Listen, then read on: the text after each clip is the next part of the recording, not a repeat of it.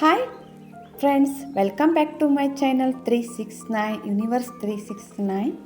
So ಇವತ್ತಿನ ಒಂದು recipe ಅಂದರೆ ಪಾಕಿನ ಗುಳ್ಳಂ. ಅದು ಹೇಗೆ ಮಾಡೋದಂತ ನೋಡ್ರಿ. ಫಸ್ಟಿಗೆ ಹಿಟ್ಟೇನು ನಾದಿರ್ತಿರಲ್ಲ, ಚಪಾತಿ ಹಿಟ್ಟು, ಅದನ್ನೇ ನಾವು ಅರ್ಧ ಈ ಒಂದು ಗುಲಾಮ್ಕಂತಂದು ಹೇಗೆ ಮಾಡೋದಂತ ತೋರಿಸ್ತಾ ಇದ್ದೀನಿ ನೋಡ್ರಿ. ಅಲ್ಲಿ ಸ್ವಲ್ಪ ಗೋಧಿ ಹಿಟ್ಟನ್ನ ಏನು ನಾದ್ಕೊಂಡಿರ್ತೀವಲ್ಲ, ಅದು ಎಷ್ಟು ಬೇಕಷ್ಟು ನಾವು ಹೀಗೆ ಸ್ವಲ್ಪ ಸಣ್ಣ ಪೀಸಾಗಿ ಹೀಗೆ ಕಟ್ ಮಾಡಿಕೊಂಡು ಆದ ನಂತರ ಸ್ವಲ್ಪ ನಾವು ಉಂಡೆಯ ಥರ ನಾವು ರೌಂಡ್ ಮಾಡ್ಕೋಬೇಕು, ಜಾಮೂನು ಥರ. ನೋಡಿ ಇಲ್ಲಿ ಕಾಣಿಸ್ತಾ ಇದ್ದಿಲ್ಲ, ಜಾಮೂನು ಯಾವ ಥರ ಮಾಡ್ತಿರಲ್ವ ಆ ಥರ ನಾವು ಇದನ್ನು ರೌಂಡ್ ಮಾಡ್ಕೋಬೇಕು.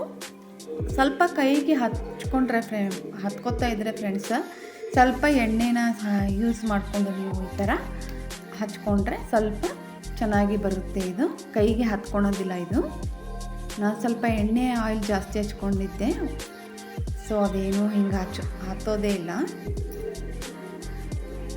ಇದನ್ನು ಈ ಥರ ನಾವು ರೌಂಡ್ ಮಾಡಿ ಇಟ್ಕೋಬೇಕು, ಉಂಡೆ ಥರ.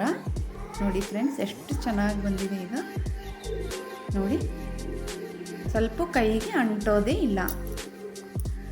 ನೀವು ಈ ರೆಸಿಪಿ ಒಂದ್ಸಲ ಮಾಡಿ ನೋಡಿರಿ, ಎಷ್ಟು ಚೆಂದ ಆಗ್ತಾವಂದ್ರೆ ಭಾಳ ಟೇಸ್ಟಿ ಬರ್ತಾವೆ ನೋಡಿರಿ. ಈಗ ಇವನ್ನ ಯಾವ ಥರ ಮಾಡೋದಂತ ನೋಡೋಣ ಬನ್ನಿ. ಈಗ ಇದಿಷ್ಟು ಉಂಡೆ ರೆಡಿ ಆದವು. ಈಗ ಫಸ್ಟಿಗೆ ಒಂದು ಬೊಗಣಿಗೆ 1 ಗ್ಲಾಸ್ ನೀರು ಹಾಕ್ಕೋಬೇಕು.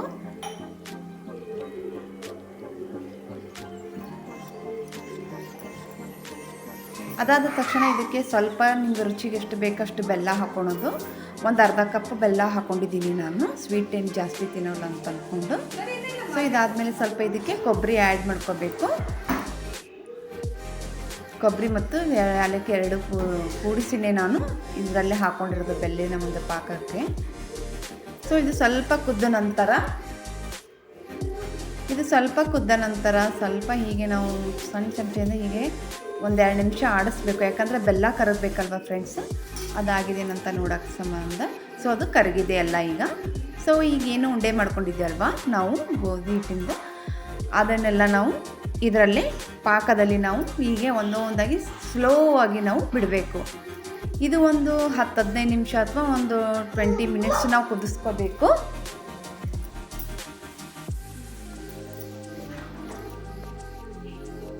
ಸೊ ಇಲ್ಲಿ ಇದೆಲ್ಲ ಸ್ವಲ್ಪ ರೆಡಿಯಾಗಿದೆ ನೋಡಿ. ಎಲ್ಲ ನೋಡಿ, ಸ್ವಲ್ಪ ಟೇಸ್ಟ್ ಮಾಡಿ ನೋಡಬೇಕು, ಎಷ್ಟು ಚೆನ್ನಾಗಿ ಬಂದಿದೆ ಅಂದರೆ ಸೇಮ್ ಗುಲಾಬ್ ಜಾಮೂನ್ ಥರನೇ ಬರುತ್ತೆ.